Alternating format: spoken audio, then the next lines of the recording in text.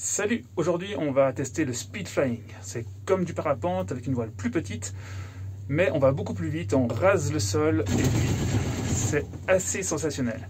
Alors je ne le fais pas moi-même parce que j'en suis que au début du parapente, mais je vais avec Sébastien qui lui est prof, il est aussi pilote en double, donc je serai en double avec lui, ça sera assez incroyable. Et toujours le masque parce qu'on est dans un télécabine. A plus! En avant, en avant.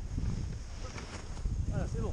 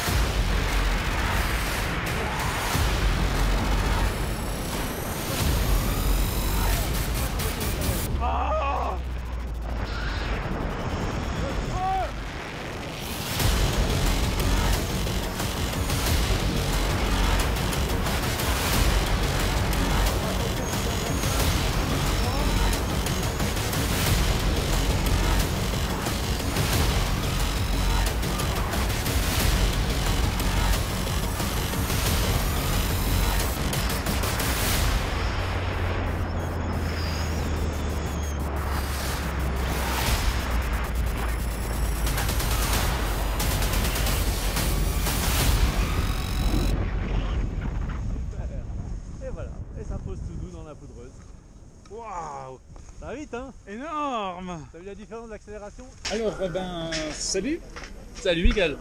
Là, on est en session d'interview après avoir fait une après-midi de speed riding. Est-ce que tu peux te présenter en 2 minutes? Alors volontiers, je m'appelle Sébastien Angelini. J'ai grandi ici à Villars, je suis né à Villars, j'ai grandi à Villars. Et j'ai toujours rêvé en voyant Christophe voler, de faire la même chose que lui. Donc depuis 6 ans, je me suis inscrit à son école, j'ai fait tout le cursus et maintenant je fais du speed riding. Comme j'avais rêvé, vu dans les films, espéré. J'ai la chance de pouvoir faire partager ma passion avec des amis, avec des copains. Et donc je fais du tandem speed riding.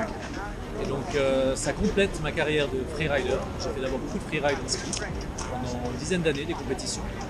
J'ai aussi fait beaucoup d'enseignement en ski, ça c'était très intéressant. Et maintenant je partage cette passion du vol libre avec les speeds et avec minimum 60 km/h de vitesse. Donc ça commence à devenir un petit peu intéressant.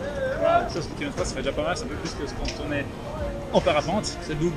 C'est le double voilà. Pour déco à terreau. Là, on peut monter plus haut lors de piquets. Excellent. Quelle sensation est-ce que tu cherches? Alors pour moi, c'est l'évolution du freeride. Ça veut dire que j'étais toujours collé au sol, toujours collé à la piste, à la pente, dépendant du relief. Là, je cherche la 3e dimension, donc la liberté. Tu as un domaine où tu augmentes une dimension et tu peux vraiment appréhender toute la pente comme tu peux. Tu peux toucher, skier, décoller, prendre des jets, prendre des virages engagés et surtout chercher des endroits, des pentes qui sont vierges. Et donc tu augmentes le champ de liberté en fait du freeride. Le freeride est en 2D, maintenant on rajoute le 3D.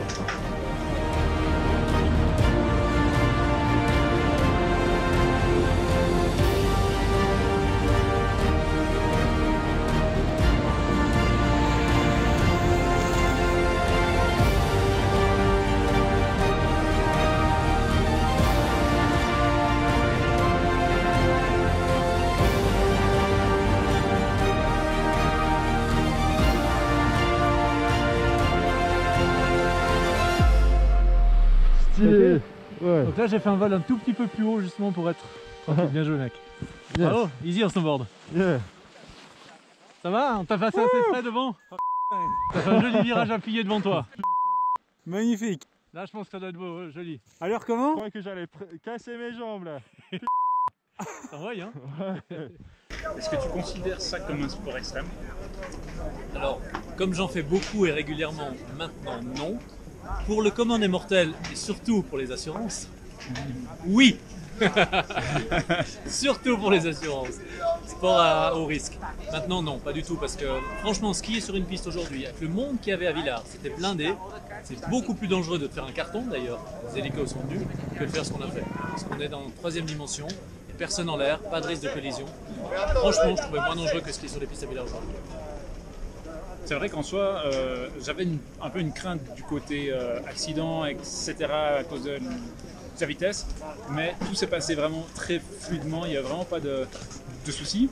Alors je vous mettrai un extrait de mon essai de touch, juste à maintenant.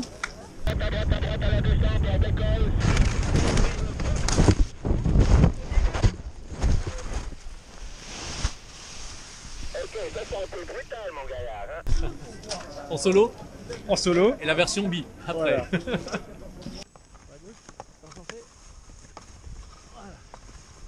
Super, on est bon, tu restes en avant. Voilà, on reprend encore. Merci, désolé. Merci, ciao ciao. Voilà, là on va piquer dans la pente. C'est prêt? Oui. Bien attaché. On accélère. Et c'est parti, pleine vitesse. Wouhou!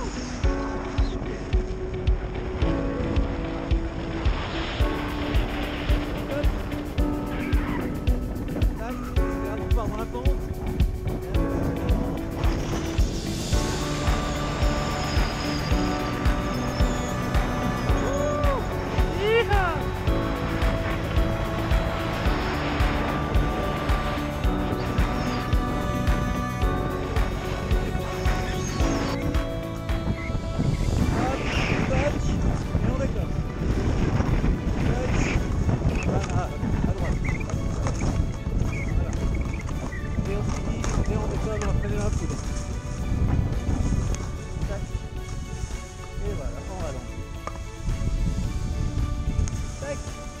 Voilà comment ça se passe en rase moquette.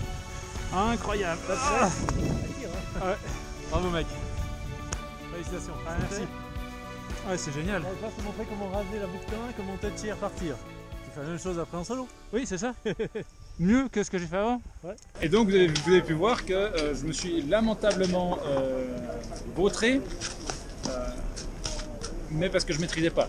C'est le début, c'est la découverte. Et Seb, lui, il maîtrise. Ça veut dire que forcément, on a un meilleur ressenti. C'était vraiment des sensations incroyables. Ce qui est intéressant, c'est l'accélération. C'est-à-dire voler vite, comme rouler vite en voiture, il y a peu de sensations. Mais le sentiment d'accélération, quand tu passes une falaise et que tu piques derrière, quand tu fais des 3-6 quand tu fais des wings et que tu plonges face au sol, là tu as le ressenti d'accélération, les jets que tu prends. Quand tu fais un vol plat, tu voles à 60, 70 ou 80 km/h, C'est ça, c'est qu'on Pas beaucoup, on ne sent pas la vitesse, on sent l'accélération. C'est l'accélération qui Et intéresse. c'est ce qui fait que dans un train à 250 km/h, on ne sent rien. Donc voilà, c'est normal. c'est ce qu'on recherche, c'est pour ça qu'on cherche de la pente et du dénivelé pour pouvoir faire ces accélérations. C'est là que c'est sympa. Après un déco en atéro, c'est comme en parapente, un petit peu plus rapide.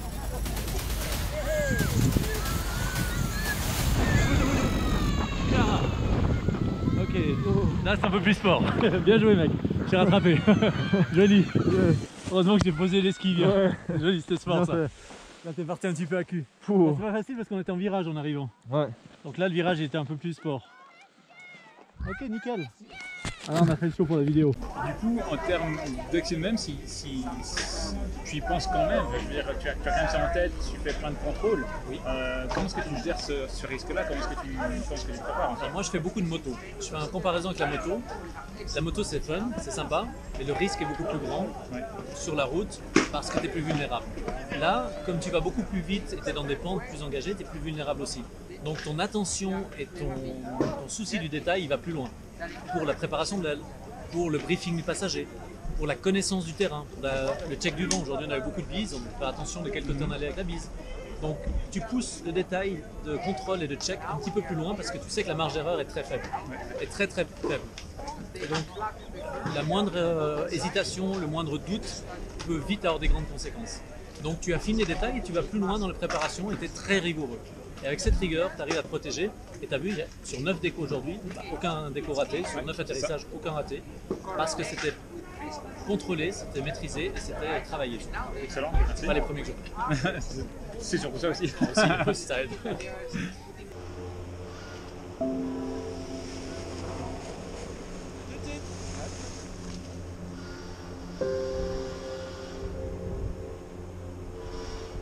Qu'est-ce que ta famille en pense? Est-ce qu'ils n'ont pas peur de ce que tu fais?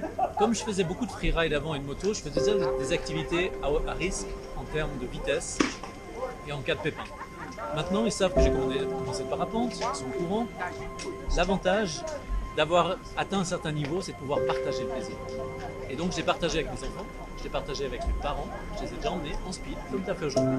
Je les ai emmenés aussi dans des grandes pentes, je les ai emmenés en parapente à 2500 mètres, 3000 mètres d'altitude, et ils ont découvert ça. Effectivement, d'extérieur, pour un néophyte, ça fait peur. C'est ça. Ça, tu connais pas. Mais une fois que tu es intégré, C'est commences ta l'impression que formation, ça, oui, oui. tu découvres, et tu vois qu'en allant étape par étape, il ne faut pas griller les étapes, en allant dans un système de progression suisse, la FSVL, qui est très rigoureux, avec notre professeur Christophe, on arrive à avoir une certaine progression qui est constante et régulière pour arriver à faire du haut niveau après.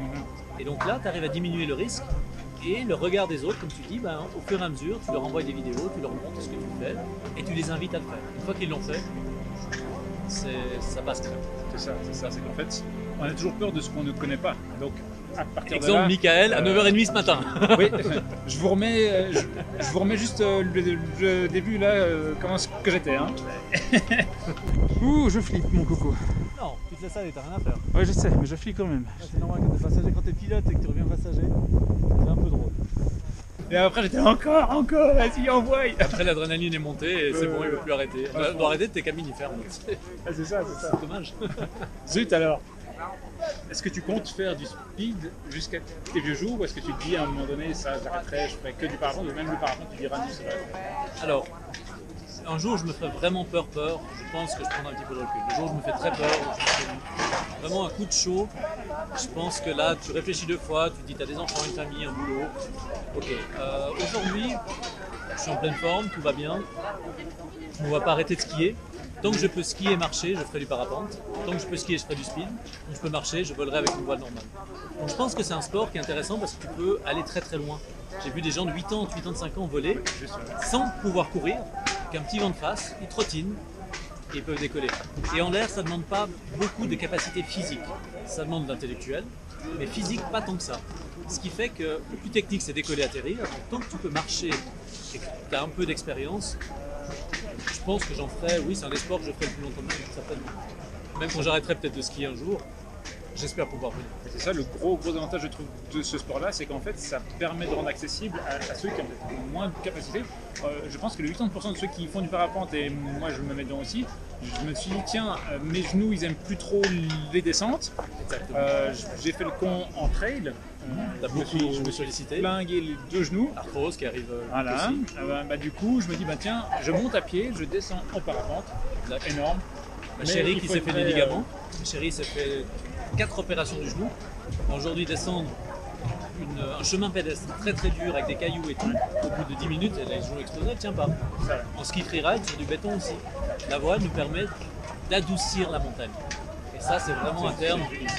Ça l'adoucit et ça la rend belle parce qu'on la voit avec la distance. C'est juste magique. En fait. Donc moi, plus jamais je redescends à pied ou à ski tant qu'il n'y a pas plus que 60 km de long. Ça compte pas ça. Voilà, juste. Les deux dernières questions, est-ce que tu es abonné à la chaîne? Non, pas encore. Mais je pense que je vais être obligé. Depuis là, je vais être obligé. J'ai pas le choix. Donc, oui, je le serai ce soir. Et du coup, sur quel réseau social est-ce qu'on peut suivre? Alors, je fais partie des anciens. J'ai une chaîne YouTube qui s'appelle Rastakiwi 1. Et ça, c'est personnel pour mes petites vidéos. Autrement, Facebook. J'ai mon compte Facebook où je poste mes sorties, je poste quelques-unes des expériences, des nouveaux spots surtout où je vais. Je partage avec la communauté des speedriders. Donc, plutôt Facebook. Okay. TikTok, alors, Instagram, j'ai pas le temps d'aller dessus malheureusement. Les liens en dessous. Là, Ouais. Et puis, merci beaucoup. Avec plaisir. Et bon, il ne reste plus qu'à finir pour toi. T'as déjà. J'avais soif. J'ai été sûr, j'avais soif. Santé, la tienne, Michael. Bienvenue à Michael dans le monde du speedride. Parce que je sens qu'il a accroché. Et je sens que sa prochaine aile, ce sera une mini-aile. Ah, il y a de fortes chances que la deuxième que je dois acheter, parce qu'il faut d'abord que je paye la première, Voilà. eh bien je pense que ça sera une mini-aile. Il y a des chances. Bienvenue et je serais ravi de te coacher avec Christophe pour que tu arrives à faire ce qu'on a fait aujourd'hui. Yes, Tout cool. seul. Avec plaisir. Allez, Merci Michael. merci à Ciao toi. les gars. Ciao, ciao. À bientôt. Bon, puis maintenant, faut remonter ça, quoi.